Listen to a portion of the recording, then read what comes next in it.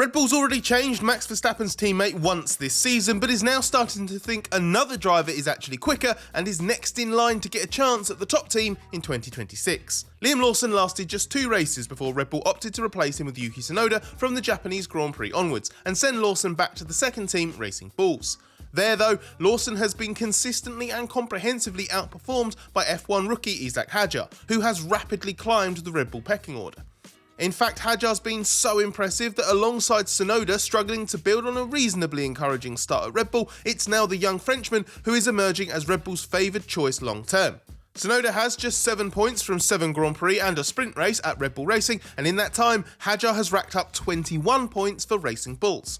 It means Hadjar is the second highest Red Bull driver in the championship in 9th, with more points than Tsunoda and Lawson combined. This doesn't mean that Tsunoda's suddenly facing the same fate as Lawson, and as we understand it, he is 99% certain to at least finish the 2025 season.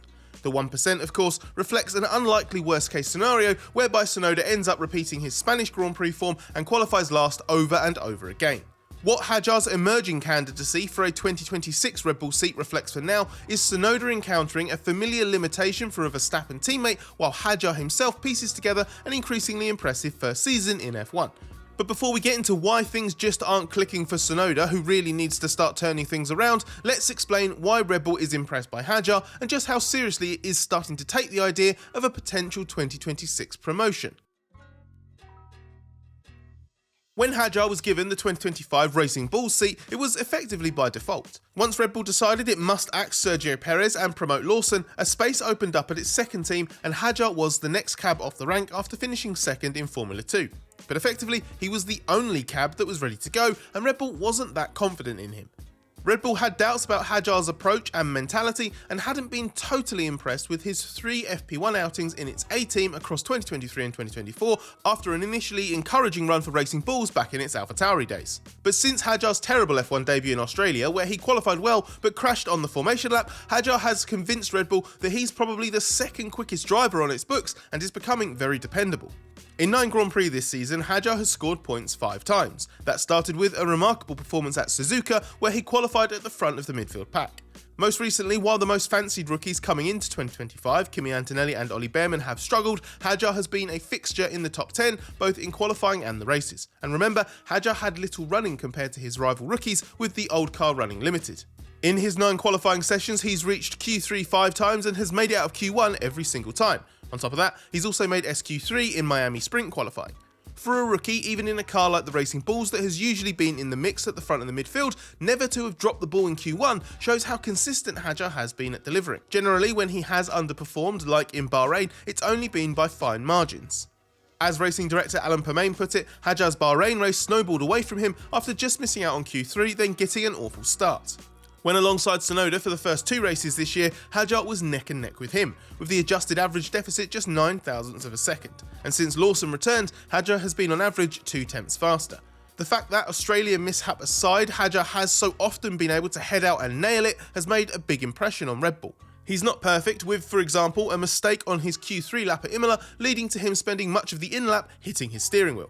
To stress how long he was doing that for, the mistake happened at the Tamburello chicane and he was still doing it at Piratella 5 corners later. But he gathered himself up and went on to drive well in the race. It was similar when the physical discomfort he felt at Suzuka in Q1 seemed to be sending him into a spiral, but he pulled it together to get through and went on to make it all the way into the top 10 and score his first points. Likewise, he processed his obvious frustration with hitting the wall twice in Monaco FP2 to score a great qualifying result and subsequent race finish on his debut on the streets of Monte Carlo. So Hadjar's emotional side is very much there and has shown itself several times, but so far it hasn't really been detrimental, and he has composed himself well when needed. Time is running out to get 75% off a membership with us with our latest special offer on Patreon. It's a great time to check out the Race Members Club, including bonus podcasts and videos, exclusive behind the scenes insights, the chance to ask questions for our shows, community groups where you can chat with us and like-minded fans, and you get all of our regular podcasts and YouTube videos ad-free. This special promotion ends on June the 4th, so hurry if you want to become the ultimate insider. Just head to Patreon via the link we've posted below and enter the code RACE75 at checkout to claim this limited time offer. When it comes to Hadjar thriving at racing bulls, you might think, well, so what? Many drivers have flourished in Red Bull's second team but floundered when promoted. But Hadjar also made an impression on Red Bull when he drove for the team in the young driver test element of the post-season Abu Dhabi test last year. Remember, that day Tsunoda was also driving the Red Bull, with the only difference between the two that Hadjar was using the 2024 Pirellis and Tsunoda the 25 specification. Hadjar was slightly quicker in the overall times by 57 thousandths of a second, and while testing times are rarely to be trusted, in this case that did reflect the fact that Red Bull identified Hadjar as the quicker driver throughout the day, so his speed made an impression. Now Hadjar has delivered that speed remarkably regularly for a rookie, with plenty of ups and fewer downs than you would expect for a newcomer. That means that the 20-year-old is seen as not just a credible candidate for promotion, but the logical one if the team leadership feels it cannot continue with Tsunoda. Next year would not be ideal in terms of timing, as it would risk repeating the issues that Pierre Gasly, Alex Albon and Lawson suffered by being promoted too soon.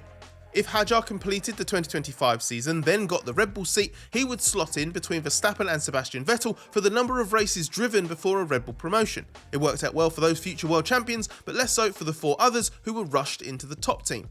Unfortunately for Red Bull, it is light on alternatives. To law a proven top liner capable of getting close to or on terms with Verstappen, say Charles Leclerc or the often linked with Red Bull Lando Norris, would be prohibitively expensive even if it were possible, and would come with all sorts of other issues about how they would work together.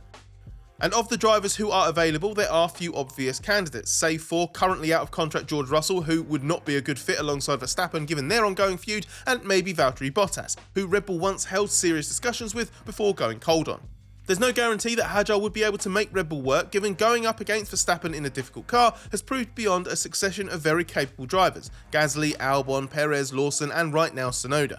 The Racing Bulls car is arguably the most benign to drive in the field, and in that regard the polar opposite of the capricious RB21. So assuming those traits carry over into the all-new 2026 Red Bull, that doesn't mean what Hadjar's doing right now is translatable.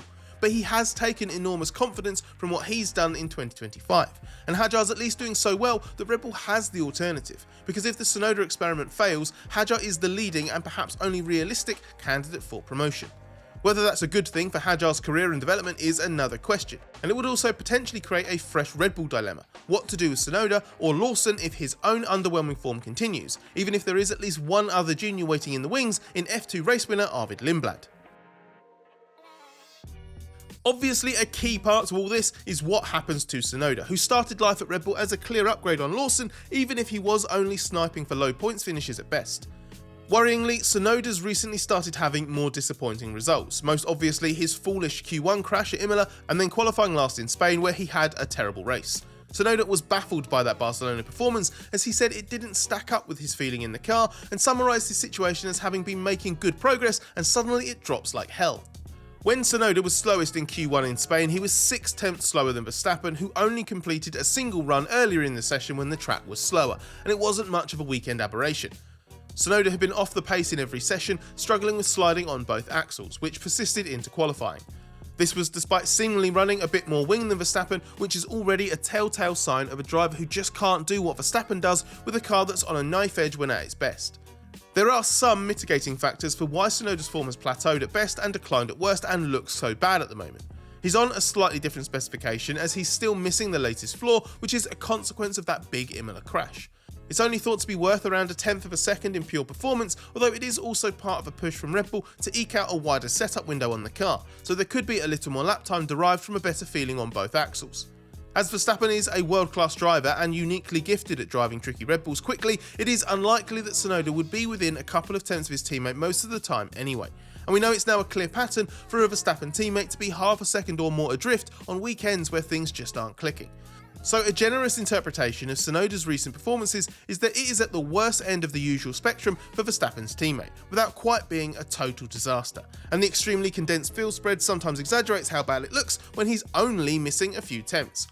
But a few tenths is still clearly quite a big chunk of time, and there are hints of overdriving by braking too late as the lap develops in qualifying, plus a familiar mistake of getting sucked into trying to replicate Verstappen's style and being convinced he can match or beat Max by doing so. Tsunoda told Dutch broadcaster Viaplay in Monaco that to use the downforce the RB21 generates, you need to drive smoothly and basically you need to drive like Max. But Red Bull feels Tsunoda needs to accept a slightly lower ceiling, just like it felt Lawson and Perez needed to before. So this is now a well-established pattern. The team and its car are tuned to Verstappen's incredibly high caliber sensitivities, and good but not great drivers can look like fools as they try to keep up. It's obviously concerning that two younger Red Bull juniors have now rapidly hit a similar ceiling to Perez, just like Gasly and Albon did before him. And there are deeper questions to ask about how Red Bull keeps making cars that only megastars can drive quickly, but fails to put top-line drivers in the second seat. It seems just as futile to persevere with Verstappen teammates as it is to chop and change them. And there's a risk that won't be any different this year or in 2026 unless Tsunoda convincingly gets it together this year, or Hadjar makes a compelling case that he himself is the real deal and ready for a rapid promotion.